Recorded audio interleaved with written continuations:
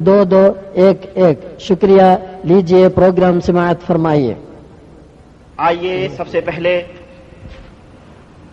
قرآن کریم کی جن آیتوں کی تلاوت میں نے کی ہے ان کا ترجمہ آپ کی خدمت میں پیش کروں،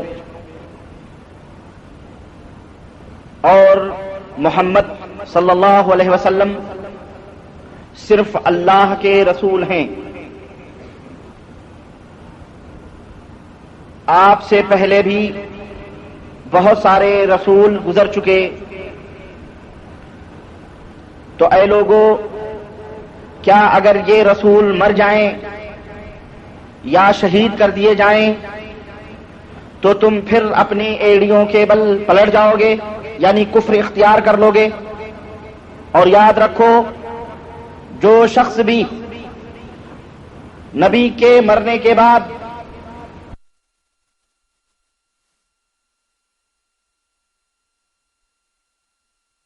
یا نبی کے شہید ہو جانے کے بعد کفر کو اختیار کرے گا تو اللہ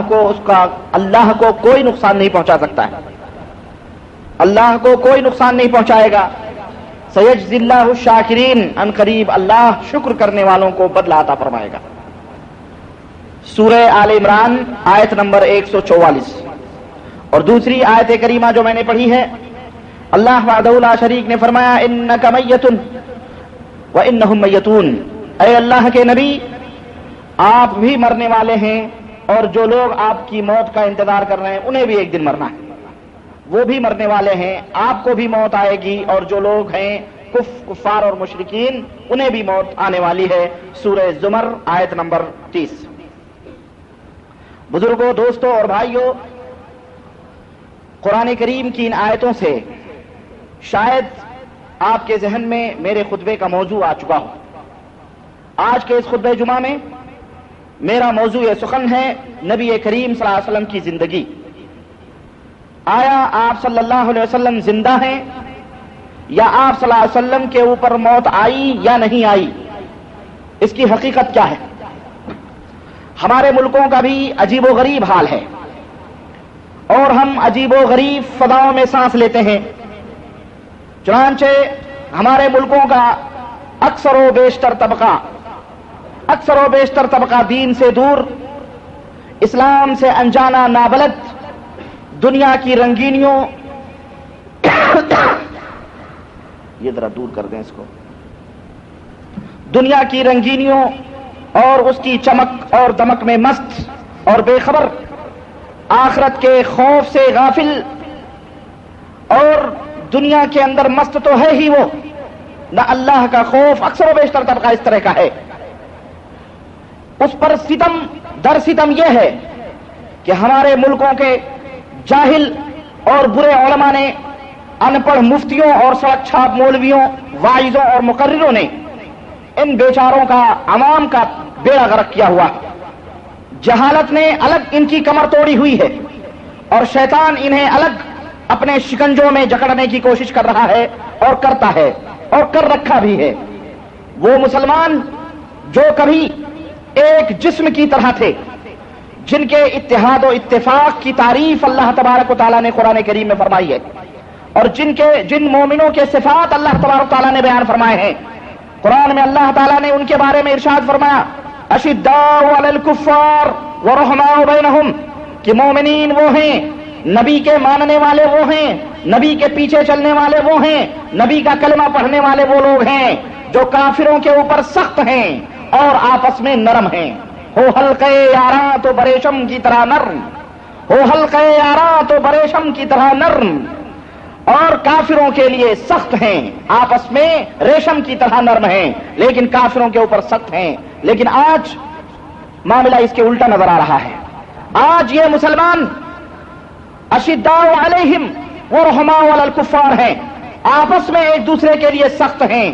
آپس میں ایک دوسرے کو گالی گلوچ بکنے میں ماہر ہیں، آپس میں ایک دوسرے کو قتل کرنے میں ماہر ہیں، آپس میں ایک دوسرے کے اوپر سخت ہیں، لیکن کافروں کے اوپر یہ نرم بن چکے ہیں، کفار کے لیے یہ نرم بن چکے ہیں اور موم ہو چکے ہیں۔ اور یقین نہ آئے تو ذرا اپنے ملکوں کے قریوں میں، بستیوں میں، محلوں میں آپ داخل ہوں، اور وہاں داخل ہو کر کے وہاں جا کر کے وہاں کی مسجدوں، وہاں کے مدرسوں اور دینی سینٹروں اور مرکزوں کا جائزہ لیں تو آپ کی سمجھ میں آ جائے گا کہ یہ ساری جگہیں مسلمانوں کے آپسی اختلاف و اقتدار کی جنگ کا اکھاڑا بن چکی ہیں۔ ان تمام جگہوں پر اختلاف و انتشار کی بیج بوئی جاتی ہے اور ہر طبقہ اور ہر جماعت ایک دوسرے پر اپنی جیسی مسلط کرنے پر تلا ہوا ہے۔ اس طرح یہ معاملات، اس طرح یہ مقامات اور یہ جگہیں جو اتحاد و اتفاق اور اخوت و بھائی چارگی اور رشد و ہدایت کا سینٹر تھیں، یہ مقامات مرکز تھے، آج اختلاف و نفرت کے یہ سینٹر بنے ہوئے ہیں۔ آج عداوت و دشمنی کے بیج یہاں ان مقامات پر بوئے جاتے ہیں۔ قدم قدم پر اختلاف، قدم قدم پر جھگڑے، روش روش پر جھگڑے۔ اللہ کی پناہ، نماز ہو کہ روزہ ہو، حج ہو کہ زکوٰۃ ہو، عبادات ہو، اللہ کی بندگی ہو، ہر معاملے میں مسلمان مختلف ہے، ہر معاملے میں اختلاف اور حد ہو گئی۔ اللہ کی توحید میں اختلاف، کلمہ لا الہ الا اللہ میں اختلاف، محمد الرسول اللہ صلی اللہ علیہ وسلم میں اختلاف، یہاں تک کہ نبی کی رسالت میں بھی اختلاف۔ اور موت جو ایک غیر اختلافی چیز ہے، موت ایک ایسی چیز ہے جو غیر اختلافی ہے، اس میں کوئی بھی رنگ و نسل کا آدمی ہو، کسی بھی دھرم اور کسی بھی مذہب کا آدمی ہو، کوئی اختلاف نہیں کرتا۔ نہ کوئی نصرانی کو موت سے اختلاف ہے، نہ کوئی یہودی کو، نہ کسی یہودی کو موت سے اختلاف ہے، نہ کسی یورپین کو موت سے اختلاف ہے، نہ کسی برہمن کو موت سے اختلاف ہے، نہ کسی ہندو کو، کافر کو موت سے اختلاف ہے، نہ کوئی کسی عربی کو موت سے اختلاف ہے، اور نہ کسی زنگی کو موت سے اختلاف ہے، نہ کسی انگریز کو، نہ کسی فرانچی کو، کسی کو بھی موت سے اختلاف نہیں ہے۔ سب اس بات کے اوپر متفق ہیں کہ ہر ایک مخلوق کو کسی نہ کسی دن مرنا ہے اور سب کو فنا کے گھاٹ اترنا ہے۔ اللہ کے سوا تمام کائنات فنا ہونے والی ہے، کسی کو بقا نہیں ہے۔ کل نفس ذائقۃ الموت، ہر نفس کو موت کا مزہ چکھنا ہے۔ اس میں کسی کو، کسی ملک والے کو، کسی رنگ و نسل، کسی بھی مذہب، کسی بھی دھرم والے کو کوئی اختلاف نہیں ہے۔ لیکن تعجب ہے کہ مسلمان بھی اس معاملے میں مختلف ہیں، مسلمان بھی اس معاملے میں مختلف ہیں، اور وہ بھی مسلمان جو اپنے آپ کو قرآن کے دعوے دار، اپنے آپ کو حدیث کے پڑھنے والے کہتے ہیں، وہ بھی اس معاملے میں مختلف ہیں۔ چنانچہ کوئی کہتا ہے کہ سب کو مرنا ہے اور سب کو فنا ہونا ہے، اللہ کے سوا کوئی بھی مخلوق ہو، اللہ کے سوا کوئی بھی ذات ہو، سب کو ختم ہونا ہے، چاہے وہ نبی ہو، چاہے وہ ولی ہو، چاہے وہ دیوی ہو، چاہے وہ دیوتا ہو، چاہے وہ جن ہو، چاہے وہ بھوت ہو، چاہے وہ پریت ہو، چاہے وہ ولی ہو، چاہے وہ شہید ہو، کوئی بھی ہو، ہر ایک کو اللہ کے سوا مرنا ہے، ہر ایک کو فنا ہونا ہے۔ اور وہیں پر یہ ایک آدمی کہتا ہے تو کوئی اس کا جواب دیتے ہوئے کہتا ہے نہیں نہیں، سب کو موت نہیں آنی ہے، نبی کو موت نہیں آنی ہے، نبی کو مرنا نہیں ہے، انہیں موت نہیں آتی، وہ ہمیشہ سے زندہ ہیں اور وہ زندہ رہیں گے، اپنی قبروں میں اسی طرح سے زندہ ہیں نبی، اپنی قبروں میں نبی اور انبیاء اسی طرح سے زندہ ہیں جس طرح دنیا کے اندر زندہ رہتے تھے۔ نبی کے بارے میں موت کا تصور کرنا، نبی کو مردہ کہنا، نبی کے بارے میں یہ سوچنا کہ نبی مر چکے ہیں، ارے یہ تو نبی کی گستاخی ہے، یہ تو نبی کی توہین ہے، یہ تو نبی سے غداری کرنی ہے، یہ نبی کے کلمے کا انکار کرنا ہے، یہ ایک جماعت کہتی ہے۔ وہیں پر تیسرے لوگ کھڑے ہوتے ہیں، کوئی کہتا ہے ہاں یہ جو بات کہی جا رہی ہے کہ موت کا تصور نبی کے بارے میں کرنا، یہ تو سخت ترین گناہ ہے اور بلکہ کفر ہے، اور بلکہ اگر کوئی آدمی نبی کو مردہ تصور کرے تو وہ تو کافر ہے، اس کی یہ بات درست ہے، اور نبی تو نبی ہیں، نبی تو نبی ہیں، اللہ کے ہر عاشق زندہ ہوتے ہیں، نبی تو نبی رہے، غلامان مصطفیٰ بھی زندہ ہیں، خادمان رسول بھی زندہ ہیں، وہ بھی باتیں کرتے ہیں، وہ بھی آنکھیں کھولتے ہیں، وہ بھی مسکراتے ہیں، وہ بھی آخرت میں بخشش کے وعدے بخشوانے کے وعدے کرتے ہیں، وہ بھی تعلیمات دیتے ہیں، وہ بھی جناب علی مہمانوں کی مہمان نوازی بھی کرتے ہیں، گھروں کے اندر آتے ہیں، وہ غلامان مصطفیٰ ہیں۔ تو جب غلامان مصطفیٰ کا یہ حال ہے، وہ فریاد رسی کرتے ہیں، وہ دکھوں کو دور کرتے ہیں، اور اللہ کا ہر عاشق زندہ ہی ہوتا ہے، اللہ کے عاشقوں کو موت نہیں آتی ہے، ان کو موت نہیں آتی بلکہ وہ پردہ کر جاتے ہیں، وہ وصال ہو جاتا ہے ان کا، نعوذ باللہ۔ اور یہی نہیں بلکہ وہ یہاں تک کہتے ہیں کہ اور جب غلامان مصطفیٰ کا یہ حال ہے، عاشقان رسول کا یہ حال ہے، تو پھر نبی اور رسول کا حال کیا ہوگا، پھر مصطفیٰ جان رحمت کا حال کیا ہوگا۔ یہ تو قبروں میں بیٹھ کر کے کشتیاں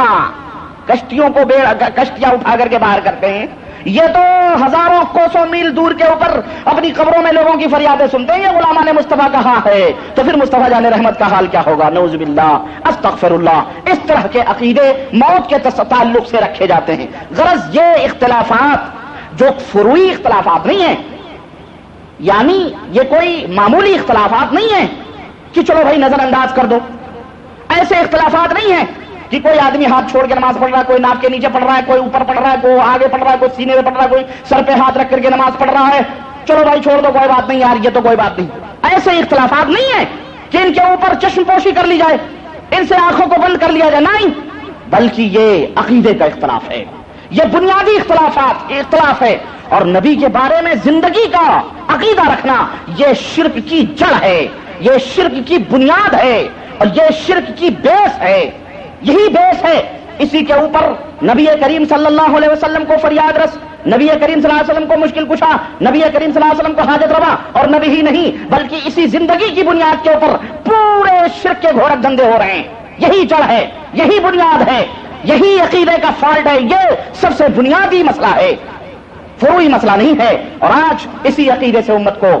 روشناس نہیں کرایا جا رہا ہے, آج اسی بات کو امت کے سامنے کھول کے نہیں بیان کیا جا رہا ہے. میں کوشش کر رہا تھا کہ اس موضوع پر مجھے کتابیں ملیں, اس موضوع کے اوپر مجھے اور مزید معلومات ملیں,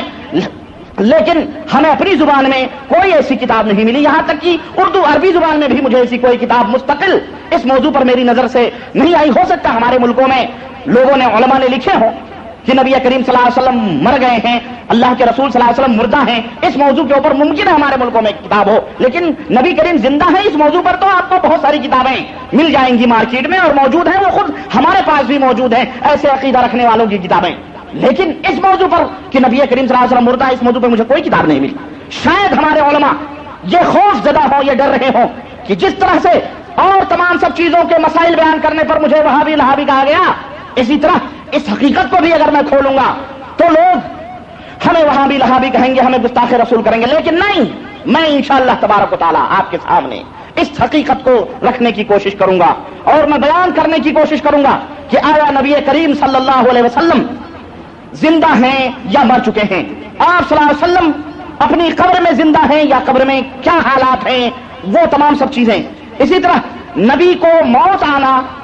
کیا یہ نبوت کی توہین ہے, کیا یہ نبی کی توہین ہے یا کیا ہے, اس حقیقت کو میں بیان کرنے کے لیے حاضر ہوا ہوں. اسی طرح سے یہ حقیقت بھی میں بیان کروں گا کہ کون لوگ ہیں جو موت کو ناپسند کرتے ہیں, کون لوگ ہیں جو موت کو, بڑی بہت باریک نقطہ ہے یہ, اور میں قرآن کے حوالے سے اس کو بیان کروں گا. کون لوگ ہیں جو موت کو ناپسند کرتے ہیں, موت کو کریہ سمجھتے ہیں, موت کو برا سمجھتے ہیں, کون لوگ ہیں, اللہ تعالیٰ نے کن لوگوں کے بارے میں فرمایا ہے. اسی طرح سے یہ حقیقت بھی بیان کروں گا کہ کیا مومن ایماندار مسلمان کتاب و سنت کا ماننے والا کیا موت کو ناپسند کرتا ہے, وہ موت جو اسے اللہ سے ملاتی ہو, کیا مومن موت کو ناپسند کرے گا, اس حقیقت کو بھی بیان کروں گا. اور اس جیسی مزید تحقیقات میں آپ کے سامنے پیش کرنے کی سعادت حاصل کروں گا انشاءاللہ تبارک و تعالی. اور دلائل وہ دوں گا,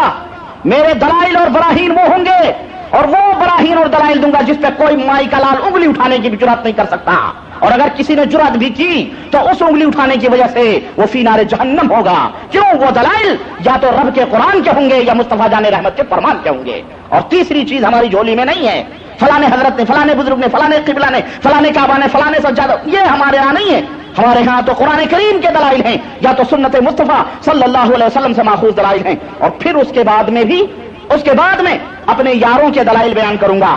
ان بدعقیدہ مشرکوں کے دلائل بیان کروں گا, ان کے براہین کی دھجیاں بھی اکھاڑوں گا میں, اور ان کو میں آپ کے سامنے رکھ کر کے قرآن و سنت کے ڈائنامٹ, قرآن و سنت کے بم سے میں انہیں بلاسٹ کروں گا کس طرح سے, وہ بھی آپ دیکھیں گے انشاءاللہ تبارک تعالیٰ. مگر ان تمام سب ٹاپکس اور ان تمام سب نکات اور ان تمام سب نقطوں سے پہلے آئیے سیرت مصطفیٰ صلی اللہ علیہ وسلم کا آخری ورق, آپ صلی اللہ علیہ وسلم کی آخری زندگی کے چیدہ چنے مختصر واقعات آپ کی خدمت میں پیش کر دوں, اور وہ بھی ان کتابوں کے حوالے سے پیش کروں جن کا انکار کرنے کی جرات کوئی بھی مومن نہیں کر سکتا. کوئی کافر ہوگا ان کتابوں کی جرات کر دے گا, جو قرآن کریم ہیں, جو صحیح بخاری ہے, صحیح مسلم اور سنن کی کتابوں سے, جو صحاح کی کتابیں ہیں ان کتابوں کے حوالے سے, اور سیرت رسول صلی اللہ علیہ وسلم کے حوالے سے میں کچھ واقعات آپ کے سامنے رکھنا چاہتا ہوں جو نبی کریم صلی اللہ علیہ وسلم کی زندگی کے آخری مرحلے ہیں, آخری باتیں ہیں. بات دو ٹوک ہونی چاہیے, اس کے اندر آپ کو پتا ہے میں لاگ لپیٹ کرنے کا عادی نہیں ہوں، میں سیدھے طور پہ کان پکڑنے کا عادی ہوں، میں ہاتھ گھما کر کے کہ آپ میری تعریفیں کریں، آپ میری جو ہے مجھ سے خوش رہیں، میں چاپلوسی تملق میں اس کو دیانتداری نہیں سمجھتا ہوں، میں اس کو بے ایمانی سمجھتا ہوں۔ امت اس وقت گمراہیت کے دلدل میں پھنسی ہوئی ہے۔ نبی کریم صلی اللہ علیہ وسلم کی امت جہالت کی وجہ سے، نبی کریم صلی اللہ علیہ وسلم کی سنتوں کے نہ جاننے کی وجہ سے، نبی کریم صلی اللہ علیہ وسلم کی سیرتوں سے ناواقفیت کی بنا پر، لا علمی کی بنا پر جہالت و گمراہی کے دلدل میں پھنسی ہوئی ہے، اور ہمارے علماء اپنی جیبیں بھرنے کے لیے ان کو اپنی شاباشی، اپنے نعرے، اپنے بازیاں لگوانے کے لیے اور ان کو جو ہے گمراہ کر رہے ہیں۔ میں دو ٹوک بات کہنے کا عادی ہوں، اور بال کی کھال اور اسی طرح اردو کی سردو، ہندی کی چندی کرنے کا عادی ہوں۔ میری عادت ہے کہ میں کسی بات کو جب اٹھاتا ہوں تو اس کے آخری تہ تک پہنچنے کی اور لوگوں کو پہنچانے کی کوشش کرتا ہوں۔ آئیے سب سے پہلے میں نبی کریم صلی اللہ علیہ وسلم کی زندگی کے آخری مرحلوں کو، زندگی کے آخری واقعات کو میں بیان کروں۔ چنانچہ آپ اور ہم اس حقیقت کو شاید نہ جانتے ہوں، آپ اس حقیقت کو نہ جانتے ہوں کہ جب رسول اکرم صلی اللہ علیہ وسلم نے رسالت کی تبلیغ فرما لی اور آپ صلی اللہ علیہ وسلم نے اللہ کے دیے ہوئے پیغام کو لوگوں تک پہنچا دیا اور امت کی خیر خواہی کا کام جناب محمد رسول اللہ صلی اللہ علیہ وسلم نے مکمل کر لیا، تو آپ کے اقوال اور آپ کے افعال اور آپ کے اعمال سے دنیا سے رخصتی کے آثار دھیرے دھیرے نمایاں ہونے لگے، ظاہر ہونے لگے۔ آپ کوئی عمل کرتے، کوئی کام کرتے، کوئی بات کہتے تو ایسا محسوس ہوتا تھا کہ جیسے یہ آپ صلی اللہ علیہ وسلم کی زندگی کے آخری ایام ہوں۔ چنانچہ آپ نے 10ویں سال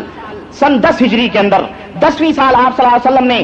یعنی ہجرت کے 10ویں سال آپ صلی اللہ علیہ وسلم نے رمضان المبارک میں 20 دن اعتکاف فرمایا، جبکہ آپ ہمیشہ 10 دن فرماتے تھے، لیکن آخری ایام میں رمضان کی آخری دنوں میں آپ صلی اللہ علیہ وسلم نے 20 دن کا اعتکاف فرمایا۔ حضرت جبریل نے 2 دفعہ آپ کو قرآن کریم کا دور کروایا۔ آپ صلی اللہ علیہ وسلم نے اپنی صاحبزادی حضرت فاطمہ الزہرا رضی اللہ تعالی عنہا سے فرمایا کہ اے فاطمہ، میں سمجھتا ہوں کہ میرا وقت قریب آ چکا ہے، اے فاطمہ میں سمجھتا ہوں کہ میرا وقت قریب آ چکا ہے۔ چنانچہ حضرت معاذ بن جبل رضی اللہ تعالیٰ عنہ کو پیغمبر اسلام جناب محمد رسول اللہ صلی اللہ علیہ وسلم نے جب یمن کا گورنر بنا کر کے انہیں بھیجا، یمن کا امیر بنا کر کے بھیجا، اور انہیں رخصت کرتے وقت آپ صلی اللہ علیہ وسلم نے جو وصیت فرمائی وہ وصیت یہ تھی کہ معاذ، اے معاذ، غالباً میرے اس سال کے بعد تم مجھ سے ملاقات نہ کر سکو، اور جب تم واپس آؤ یمن سے تو میری اس مسجد اور میری اس قبر سے گزرو گے۔ یہاں وصیت تھی حضرت معاذ بن جبل۔ حضرت معاذ نے جب یہ بات سنی تو نبی کی فرقت اور نبی کی جدائی میں ان کے آنکھوں سے آنسو بہنے لگے اور وہ بلبلا کے رونے لگے۔ آپ صلی اللہ علیہ وسلم نے حج فرمایا تو آپ نے لوگوں سے یہ فرمایا کہ انی لا ادری لعلی القاکم بعد عام هذا بهذا الموقف ابدا، کہ اے میری امت کے لوگوں، اے میرے صحابہ، اور یہ کلمہ آپ نے ہر جگہ مختلف مقامات پر اور ہمیشہ یہ کلمہ فرمایا کہ مجھے نہیں معلوم ہے کہ شاید آئندہ سال یہ تم سے میری پھر دوبارہ ملاقات ہونے کا وقت سال ہو، شاید میں آئندہ سال تم سے اس مقام پہ نہ مل سکوں۔ اے لوگوں، میرے اعمال اور مجھ سے حج کے طور طریقے سیکھ لو، ہو سکتا ہے کہ آئندہ سال میں تم سے نہ ملاقات کر سکوں۔ اسی طرح سے میں بہت مختصر طور پر آپ کو آخری ایام کی جھلکیاں لے کے چل رہا ہوں، کیونکہ میرا موضوع کچھ اور ہے اور اس موضوع سے اس کا ربط ہے، اس کی معلومات لینا آپ کے لیے بہت ضروری ہے تاکہ نبی کریم صلی اللہ علیہ وسلم کی سیرت جو صحیح بخاری، صحیح مسلم اور صحاح کی کتابوں میں موجود ہیں وہ بھی آپ کے سامنے آ جائے، اور کوئی جب ظالم ظلم کی طرح سے گفتگو کرنا شروع کرے اور غلط باتیں کرنا شروع کرے تو اس کا گریبان پکڑ لو کہ یہ کس حدیث میں ہے، یہ کون سی دلیل ہے، یہ دلیل بھی آپ کے سامنے ہونا ضروری ہے۔ چنانچہ وہی آخری ایام تھے جب اللہ تبارک و تعالیٰ نے حجۃ الوداع کے موقع پر آپ صلی اللہ علیہ وسلم کے اوپر قرآن کریم کی آیت نازل فرمائی، الیوم اکملت لکم دینکم واتممت علیکم نعمتی ورضیت لکم الاسلام دینا، کہ اے لوگوں، آج کے دن میں نے تمہارے دین کو مکمل کر دیا ہے اور اپنی نعمت پوری کر دی ہے اور دین اسلام سے میں راضی اور خوش ہوا۔ اور اسی طرح سے وہ سورت بھی نازل ہوئی جو اذا جاء نصر اللہ والفتح ورأيت الناس يدخلون في دين الله أفواجا فسبح بحمد ربك واستغفره إنه كان توابا، ہوئی جس کے اندر اس بات کا پیغام تھا کہ آپ دنیا میں اپنی مہم سے فارغ ہو چکے ہیں، آپ دنیاوی مہمات سے فارغ ہو چکے ہیں، رسالت کا پیغام مکمل ہو چکا ہے، اللہ نے جو دین اپنے نبی کو بھیجا ہے وہ دین کامل ہو چکا ہے۔ اسی وجہ